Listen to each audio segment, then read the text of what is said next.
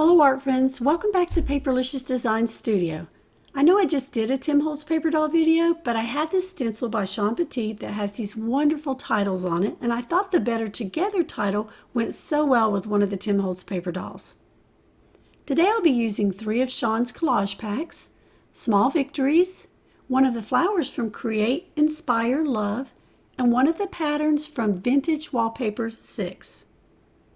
I'm also using some stencils, Love Always Wins, Damask, Positive Words, and Splatters. And as always, you can check the description box below the video for a list of the supplies. Just click the Show More button to expand the box so you can see them. I started by using my basic photo program that comes with my computer for free to lighten some of the ephemera. There I have the option to adjust the lighting, color, and clarity. To get the ephemera to a lighter brown, I decrease the color, increase the lighting and clarity until I get the results I'm looking for. I actually lightened all the ephemera I used from this pack except for the postcard and dragonfly. Here's a comparison to show you the difference in how it comes and how I lightened or adjusted some of the ephemera. Next, I printed all the elements I wanted to use. My Epson printer gives me the option of printing 8x10 down to 2x3 inch size. I found that selecting a smaller size cuts out some of the image sometimes. I fixed that by clicking on the Fit Picture to Frame setting. I can tell you that paper makes a difference.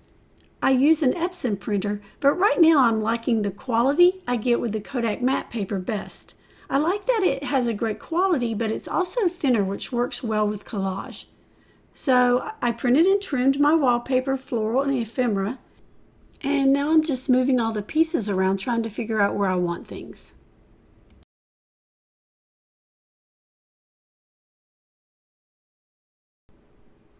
This pattern is from Vintage Wallpaper 6. This is my favorite wallpaper pack that she has, I think because it has a lot of neutral colors and green in it.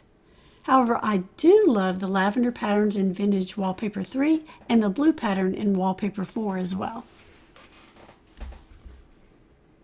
I'm using matte medium to adhere my ephemera, but sometimes it doesn't work for me, and I think that's because I'm not using enough, but it's really expensive. So sometimes I'll apply some Aleene's tacky glue, which is really cheap, on the back of the collage, just kind of randomly and then around the edges, then put the matte medium on the page and then place the paper on the page. And then I just use a brayer, and that just helps get better contact and adhere the paper to the page better. Why don't I use the Aleene's on the page too? It's really thick and it doesn't spread well. It comes with 2 different type lids. Because the glue's so thick, I like the one that allows you to store the bottle upside down. Notice in the middle of the page there was some smearing of the ink. I'm not sure, but it could be because I didn't let the print sit and dry thoroughly. I don't ever see this happen in Shawn's videos. And she uses a lot of matte medium on hers. Notice I'm using a spatula to spread the matte medium. That's because it's an adhesive and I don't want to worry about it ruining my brushes. You can get really cheap small spatulas at Hobby Lobby. I think they usually have them in the spring when they put out all the kitchen stuff just after Christmas. But you can also use an old gift card. So here all the ephemera is all glued down, and I start adding the next layer. In the past you've seen me use gesso at this point, but the Milky white acrylic paint seemed to match better. I'm going to apply several layers so that just parts of the ephemera are peeking through to the foreground. I usually add more around the edges of each piece so that the edges aren't so noticeable. It gives the background a more cohesive look. When I started applying the paint, I noticed the ink was smearing again, so I gently and carefully added a layer of clear gesso to seal it. Another option is to spray it with some Krylon workable fixative, but I was too lazy to walk outdoors. As with any spray, you should use it in a well-ventilated area. So after a few minutes of adding the Milky white acrylic paint, I started adding some gesso here and there. I like the variation in color that I got by doing that. I'm leaving all the footage in for this step because I know I have a lot of beginners watching. But if you don't want to watch, skip forward to around 8 minutes 30 seconds to watch me finish up this step and start the next layer. I won't be talking, so you won't miss any tips if you skip ahead.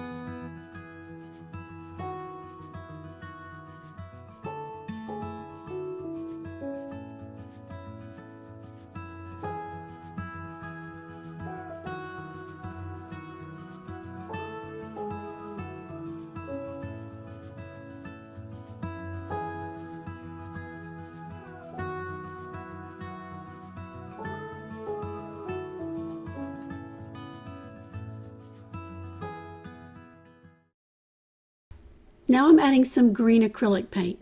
Notice that I apply the paint, then I use a wipey to remove it or soften it a little bit.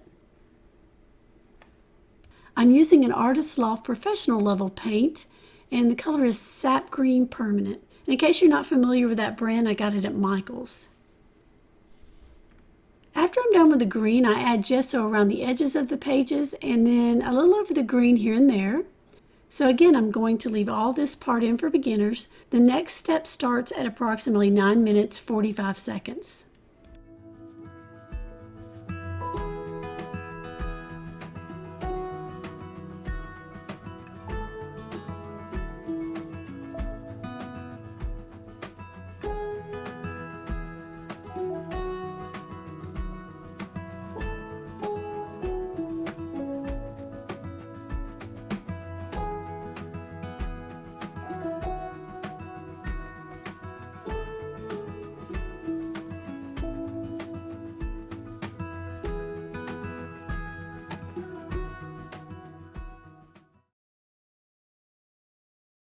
I wanted to get some brown on there now. I'm using Daler-Rowney's FW acrylic ink and the color is Burnt Umber.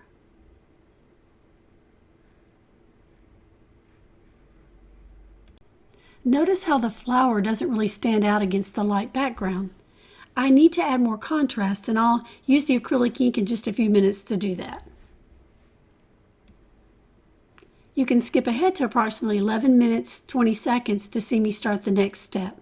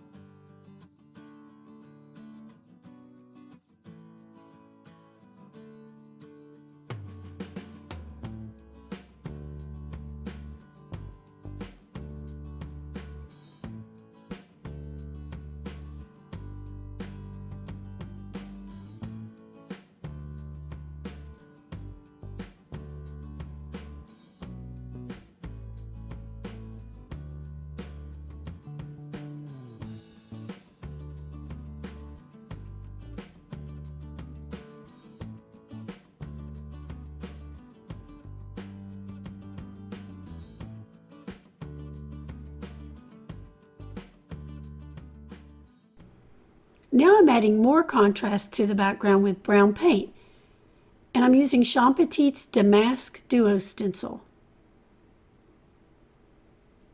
I use makeup sponges to apply paint over stencils because I usually like crisp images.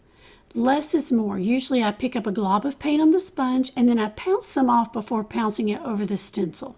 However, today I wanted more of a distressed look. So you're going to see me spray it with water and then use a wipey and kind of splotch it and smear it a little bit. If the paint's already dry, you can add a little rubbing alcohol to a wipey or spray it with the alcohol and then smear it.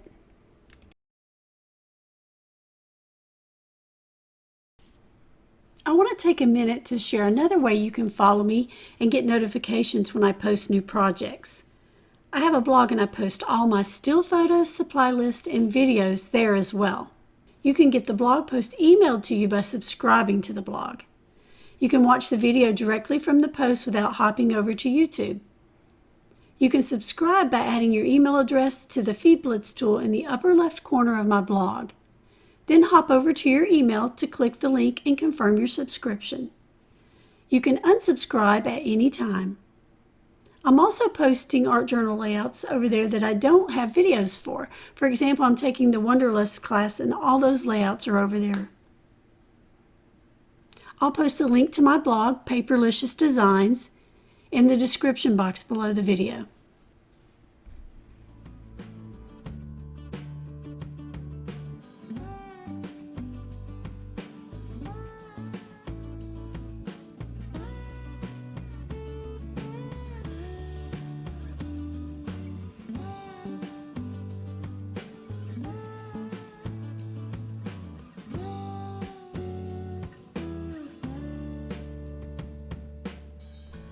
After adding a little more brown acrylic ink to the upper right corner, I added my title.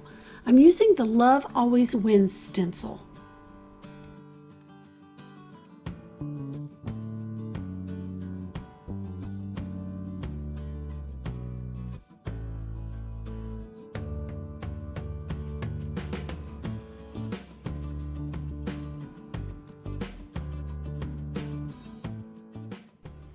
I'm using Aleene's tacky glue and 3D foam tape to adhere the foreground elements. The foam tape adds more dimension by popping up parts of the focal point elements.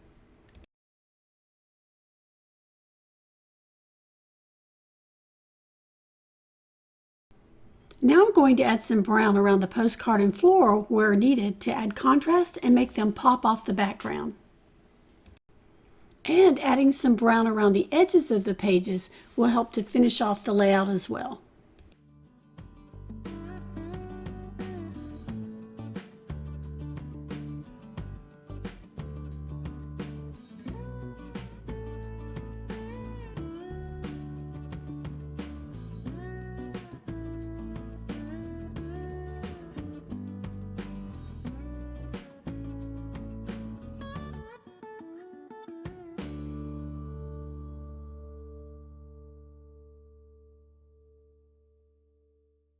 This is the Splattered Stencil by Shawn Petite.